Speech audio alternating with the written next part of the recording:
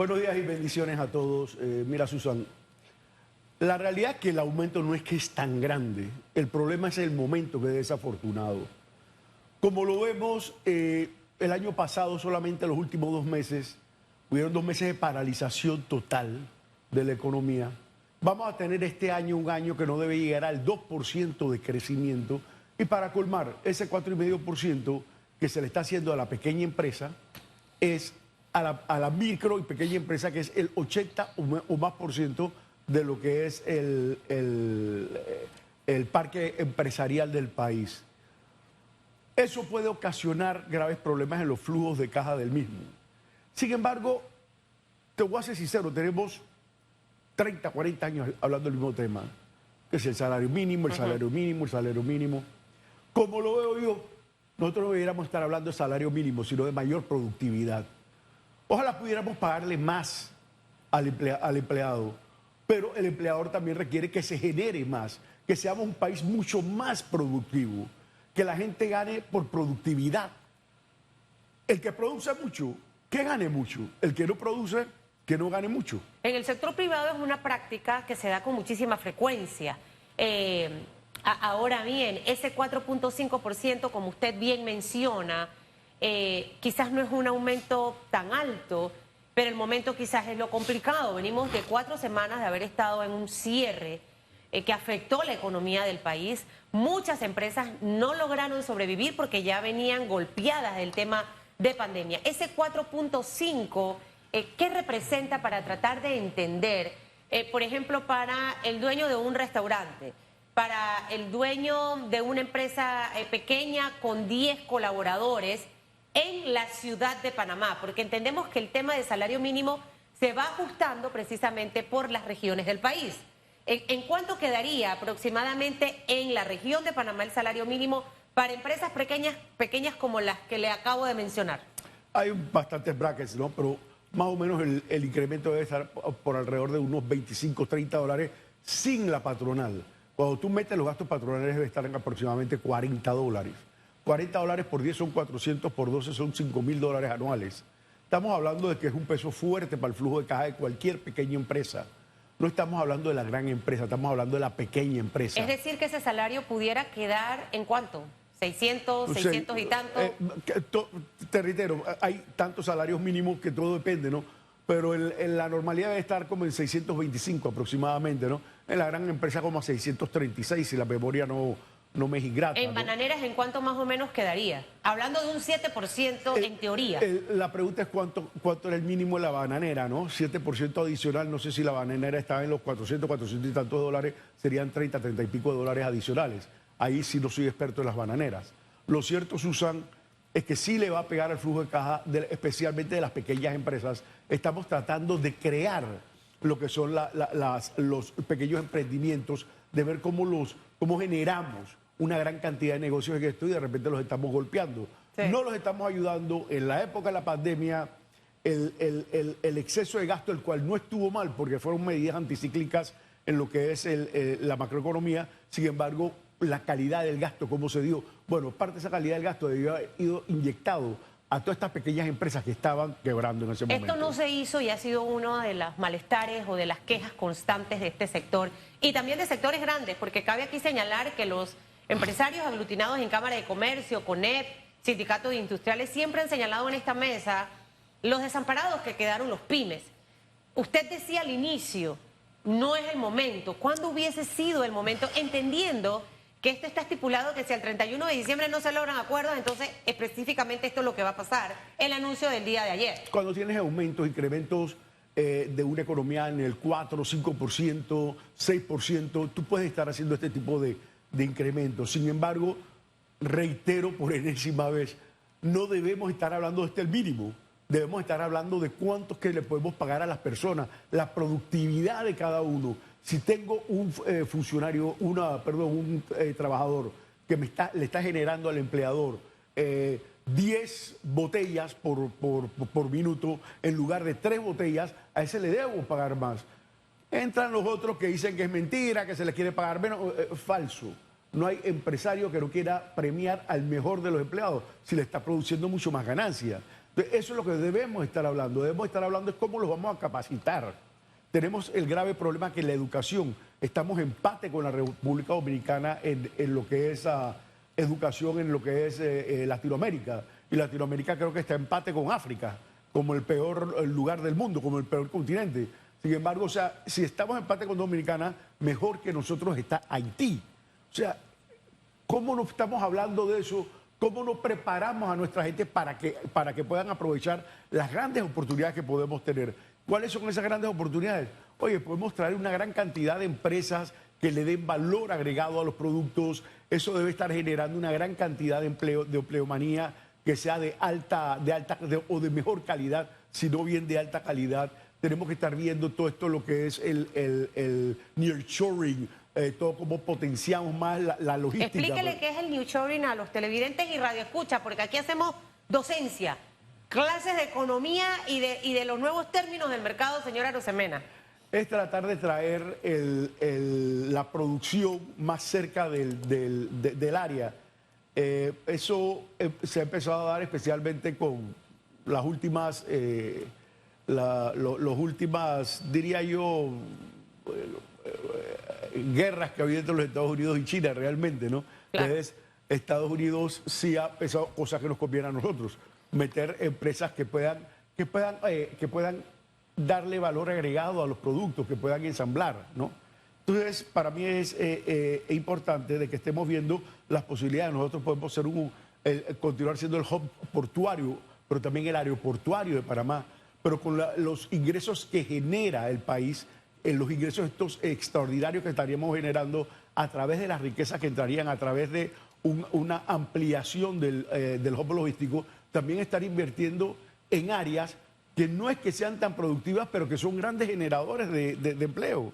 Estamos hablando especialmente del agro. Claro, ahora, dentro de algo que usted mencionaba al inicio y que básicamente es la tendencia en el mundo, señora Arosemena, el tema de desarrollar nuevos emprendimientos. ¿Qué ocurrió después de pandemia? La gente que perdió su trabajo empezó a emprender.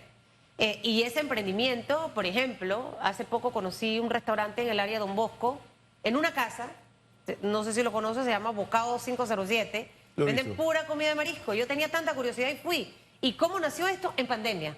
Entonces, en su casa hicieron este restaurante que creció y ahora se convirtió en algo un poquito más grande allí, en medio de una barriada. ¿Qué le quiero decir con esto? En Estados Unidos las políticas para desarrollar el tema del emprendimiento están muy bien definidas y están dentro de los planes de gobierno del señor Biden en este momento. De hecho, tienen una política económica específicamente para el tema del emprendimiento. En pandemia se destinaron tantos millones que dio el Banco Interamericano de Desarrollo para poder apoyar a los pymes. Pero algunos sienten que no ha sido suficiente. De hecho, me comparten información que el 10 de enero el Consejo de Gabinete, es decir, el día de ayer, se autorizó un préstamo de 150 millones más, nuevamente por el Banco Interamericano de Desarrollo, para respaldar el programa de creación y desarrollo de Fondo de Garantías de Panamá, con el objetivo de facilitar acceso a préstamos a micro, pequeñas y medianas empresas. Carlos Araúz, nuestro analista financista de ECO, precisamente hablaba sobre este tema. De una manera u otra, con el anuncio del salario mínimo ayer y la aprobación del Consejo de Gabinete, precisamente no solo también para pymes, sino por porcinocultores, de este préstamo de 150 millones de dólares, para crear este fondo de garantía, podremos tener algo en positivo con el panorama que tenemos. ¿Y por qué el panorama es complicado? Porque estamos saliendo de un gobierno el 30 de junio y el nuevo estaría entrando a partir del 1 de julio. Un presupuesto que se va a ejecutar al 50%, pero que también puede cambiar el librito una vez entra el otro. O sea, todos estos escenarios y con estos anuncios que se dieron precisamente en el día de ayer, ¿cómo se posiciona Panamá? Mira, lo primero que tenemos que estar claro de que hay varios de esos préstamos que se han dado y se estaban negociando desde el año 2020 para la pandemia. Ya la realidad es que han pasado 2 años y se acabó la pandemia y todavía estamos negociando y empezando a ver cómo implementamos estos préstamos. Una de las cuestiones que tiene que hacer el gobierno o los gobiernos, pues cuando negocian este tipo de facilidades, es ver cómo se le mete velocidad, porque no pueden tardar 1 año y medio y 2 años ya para cuando viene la medicina, ya para qué, ya está muerto, ¿no? Este tipo de créditos que serían básicamente para los avales, al final no recuerdo, no sé cómo terminaron, pero era que el BID creo que iba a dar aproximadamente en 2 partidas como un 25% iba a cubrir y creo que los bancos iban a cubrir como un 60%, algo así. Tenía 3 tranches, no sé cómo han terminado. Eso puede ayudar, pero los gobiernos tienen que estar conscientes, tal como lo hizo los Estados Unidos desde hace muchos años, no ahora con Biden, que tenían agencias en las que le daban avales a las empresas emprendedoras, empresas que se les ocurriera hacer lo que sea para tratar de ver cómo potenciaban nuevas actividades en la economía. La realidad es que ahí salieron grandes empresas. Tengo entendido que el 80% del fondo, que eran aproximadamente 100.000 millones de dólares, se perdió. Pero con el 20% que tuvieron éxito, recuperaron mucho más de los 100.000 millones que pusieron, ¿no? Pero tú no puedes pedirle a un emprendedor que empiece a innovar también, pero vas a innovar, pero el riesgo todo es tuyo. Yo como país quiero que innoven, claro, pero el riesgo es tuyo. Si se acaba, te quito la casa, tu mujer, tus hijos, todo. No puede ser así. Tenemos que tener como país, estar conscientes cómo vamos a tratar a los innovadores. En el presupuesto tiene que haber una partida para compensar esas pérdidas que pueden haber por año. Pero la idea no es solamente invertir en innovación, que estamos 0.3%, tengo entendido del 1%, y aumentarlo al 1,5%, sino también ver cómo les damos la oportunidad a estas empresas, ¿no? Ahora, hay muchas deficiencias, algunos hablan de que el tema de AMPIME, por ejemplo, es una institución que no tiene las herramientas para poder brindar ese acompañamiento real al emprendedor, porque en teoría el Journey Map, por llamarlo de alguna forma, de un emprendedor es que luego de ser emprendedor debe convertirse en un empresario, ya sea pequeño, mediano o grande. Pero muchos emprendimientos no pasan los 5 años precisamente por esa falta de educación, de formación. Ya hay algunas escuelas que en Panamá han incluido el tema de emprendimiento, principalmente particulares, con exámenes o prácticos con los chicos, pero nos estamos quedando muy cortos en esto. Viene una nueva etapa para el país. Un nuevo gobierno siempre es como el inicio de un nuevo año, donde esperamos todos los panameños que quien dirija las riendas del país lo haga específicamente como debe ser, como un gran gerente del sector privado que llega, que es estadista, que maneja presupuestos, que ve resultados de sus ministros, de sus directores, que tiene los controles debidos para evitar temas de corrupción y no causar el descontento que quizás en este momento en la población hay. Entonces, en medio de todos estos retos que enfrenta el 2024, el principal es y esa agenda de la nueva administración, señora Arosemena, ¿hacia dónde debe ir? La agenda de la nueva administración debe ir hacia la generación de nuevo empleo y empleo de calidad. Pero para eso tenemos que resolver algunos puntos que son fundamentales. El primero son las finanzas públicas. Tenemos un déficit fiscal que debe estar rondando los 4,5%, aunque dice el viceministro de Economía y Finanzas, de que van a ser 3%. Pero el problema es que si es 3%, ¿cuánto van a ser las cuentas por pagar? Tenemos un endeudamiento que está aproximadamente en el 55-56%.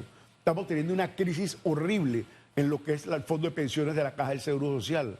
O sea, tenemos aproximadamente un 3% de lo que es la inversión pública a lo que es el Producto Interno Bruto, lo que nos hace llevarnos a la época del inicio de los 2000, cuando ya habíamos llegado anteriormente a tasas del 6, 7 y 9% en lo que es la inversión pública.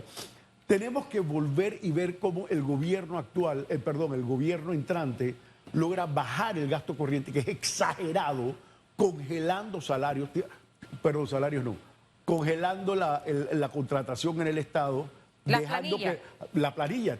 Primero tienes que romper un poco de botellas que tienen que haber ahí, pero también congelarlo, como se hizo en una administración anterior. Se congeló los nombramientos, se congelaron, se disminuyeron un poco en los gastos estatales y eso logró traer como de $1.25, ahora mismo se me va la onda exactamente los números, pero aproximadamente de $1.25 la relación que era gasto corriente entre ingreso corriente a aproximadamente 70 centavos.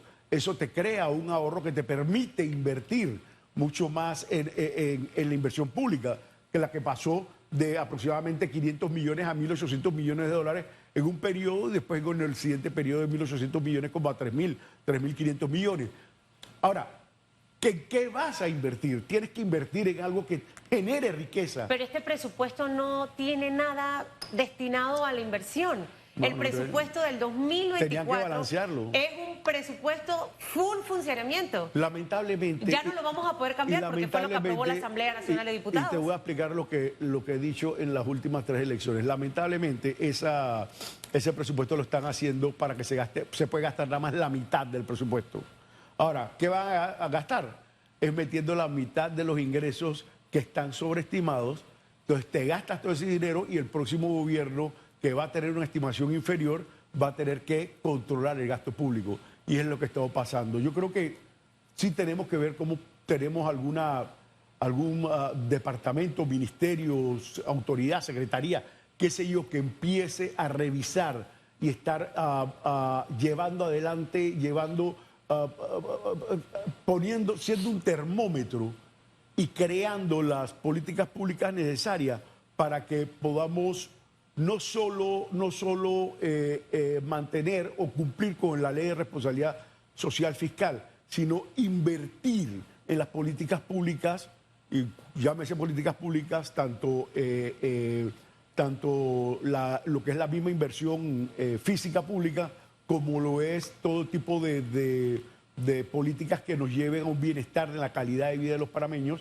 Eso tienes que tener una entidad que lo esté viendo, lo esté revisando y ojalá sea junto con la empresa privada, porque es con la empresa privada que también está continuamente teniendo una serie de iniciativas donde están viendo que, ojo, es el sector productivo del país, el que está viendo hacia dónde puede estar yendo el país, porque también está el dinero de los inversionistas y ese es el dinero que a la hora se tiene que poner a mover la economía. La gente tiene una equivocación, la gente cree que la mayoría de la inversión es pública. No, la inversión privada es aproximadamente entre el 70 y 80% de toda la inversión, el resto es la inversión pública. Entonces, entre la empresa privada, entre la inversión local y la inversión extranjera es lo que tenemos que estar trayendo para ver cómo los incentivamos a que inviertan mucho más. Y cuando yo hablo, perdona Susan, y termino con esto, cuando yo hablo de incentivar, no es meter más subsidios, es meter mejor educación, es meter mejor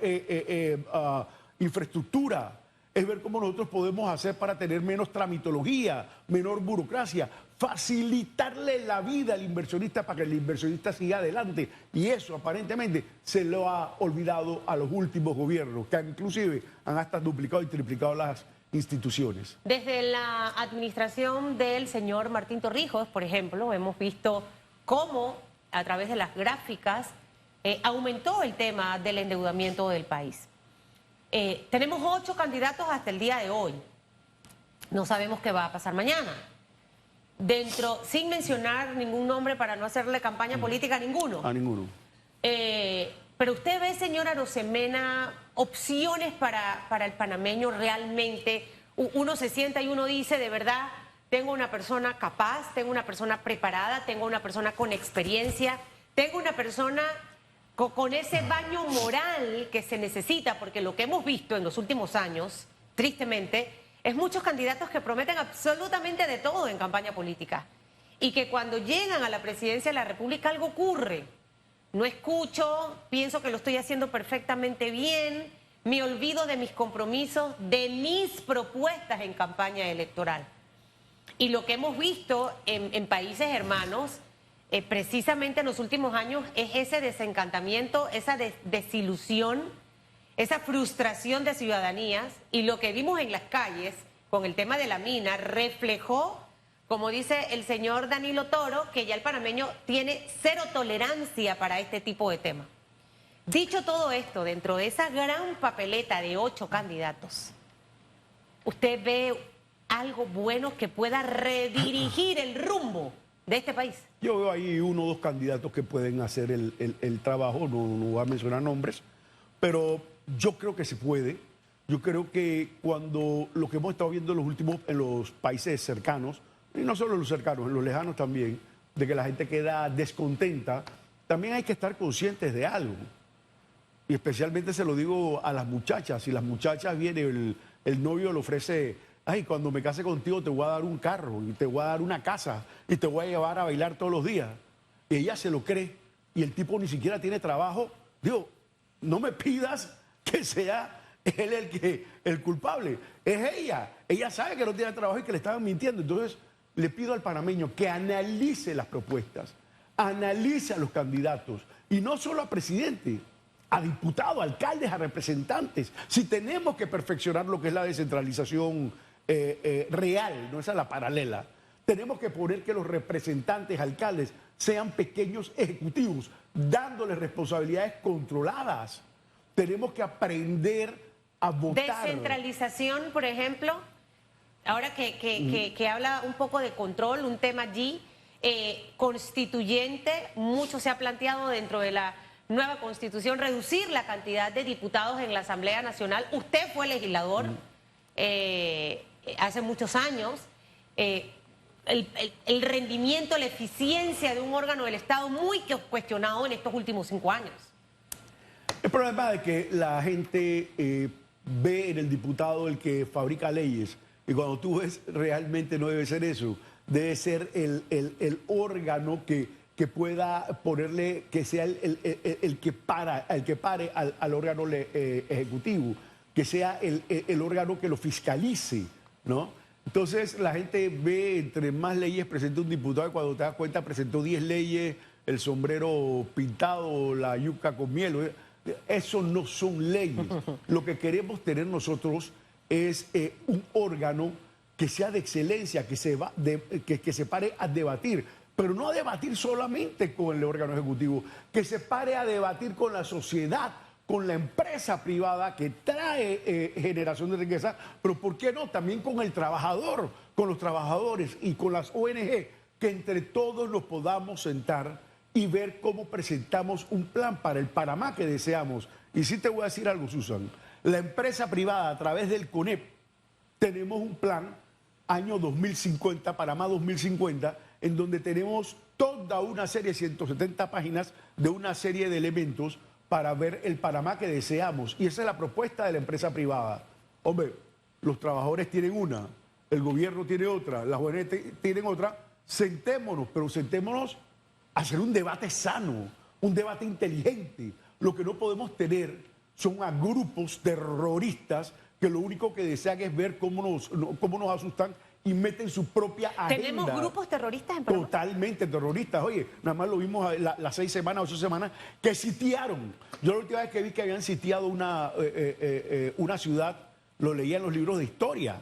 Cuando lo sitiaban y se quedaba un ejército 6 meses, bueno, así mismo estaban sitiados. Eso no es responsabilidad. Eso no es decirme tú que tú quieres venir y proponer. No, es tratar de ver cómo desestabilizas, no al gobierno, al sistema mismo, para ver cómo se trepan. A esa gente yo creo que hay que caerles todo el peso de la ley. Entonces, termino diciéndote esto. Considero que si todos sanamente nos sentamos a un debate verdadero, a un debate honesto, a un debate inteligente, la mayoría de los planes que tiene la empresa privada es la mayoría de los planes que tienen. Estoy seguro que va a tener la mayor cantidad de candidatos, la mayor cantidad de los gremios de trabajadores, los gremios responsables, ojo, porque hay otros gremios que me dejan mucho que desear, y lo digo directamente, el gremio de la educación. No podemos continuar esperando que vayamos a crecer en educación solamente peleando salarios. Tenemos que ver cómo preparamos a nuestra gente, porque tenemos que competir con los demás países. No puede ser que la gente, los muchachos de la escuela pública estén tan atrás de los de la escuela privada. Eso es inaceptable. El papel de APEDE rumbo a las elecciones 2024. Ustedes también presentan varias actividades donde involucran a los candidatos presidenciales. ¿Cuáles son esas actividades, señora Rosemena, antes de que se despida, para que nos pueda actualizar y en dónde el televidente, el que nos escucha, puede participar, escuchar, ver, para que usted pueda tomar la mejor y la más importante decisión de su vida? No, nosotros tenemos el CADE, que es el CADE, siempre le llamamos el último año el CADE político, porque invitamos a los candidatos a presidente a que expongan. Ahora, nosotros le vamos a estar exponiendo cuál es nuestra visión. Nosotros deseamos que ellos nos expongan cuáles son las ideas que tienen ellos que nos ayuden a llevar a cabo adelante nuestra misión. A la hora de la hora, reitero, los candidatos van a gobernar, pero el que va a poner el dinero es el empresario. Entonces también vamos a tener los CADEs regionales. ¿Cuándo arrancan? Estamos arrancando el primero todavía la fecha no es exacta, pero debe estar entre el 20 y 21 de febrero aproximadamente en Chiriquí, y así nos vamos a los otros lugares. Vamos a estar en Azuero, en Colón, vamos a estar aquí en Panamá, ¿no? Azuero, que es con provincias centrales, y eso se va a estar invitando también a los candidatos presidenciales, los que pueden asistir o en su defecto enviar al vicepresidente, a su candidato a vicepresidente. Pero también queremos tener reuniones con los equipos que a la hora de la hora son los que muy probablemente muchos de ellos vayan a estar gobernando junto con el presidente de la República, y nos interesa saber lo que tienen esos equipos para poder intercambiar lo que son nuestros pensamientos. Y hay que hacer algo con esos equipos, porque luego no le doy seguimiento, no ejecutan, me cuentean. Entonces, ¿sabe? Bueno, el don del verbo, aquí mucha gente lo tiene desarrollado, pero un buen líder tiene que saber cuando te están cuenteando, por Dios. Tiene que haber mucho de la experiencia. Entonces, la gente tiene que saber quién puede cumplir. No es que tú puedes cumplirlo todo lo que dices, claro, porque hay cantidades de problemas en el medio, ¿no? Claro. Pero, hombre, tú sí vas dirigiéndote hacia lo que quieres hacer. Y por último te digo, Susan, nosotros estamos poniendo a la PEDE como el instrumento en Panamá para que se debatan todo este tipo de ideas. Tenemos más de 750 profesionales, ejecutivos de empresa, que tienen ideas claras en varios de los sectores de la economía nacional. Lo estamos poniendo, los estamos poniendo para que los candidatos presidenciales y la misma población pueda empezar a tener este intercambio. Y este trabajo se hace precisamente para que usted, amigo televidente y radio escucha, se nutra de información. Escoja bien a ese novio o a esa novia que nos va a dirigir por casi 5 años. En esta oportunidad está prohibido equivocarse. Ya hemos aprendido. Señora Arosemena, que le vaya muy bien. Juan Carlos Arosemena, presidente de APEDE en este momento. El señor Tembi Rosas ahora está de presidente de CONEP. Así que aquí está estrenándose en radiografía el presidente nuevecito ahí de paquete, porque era el vice y le tocó quedar de presidente. Así que le vaya muy bien. Muchas gracias y bendiciones a todos.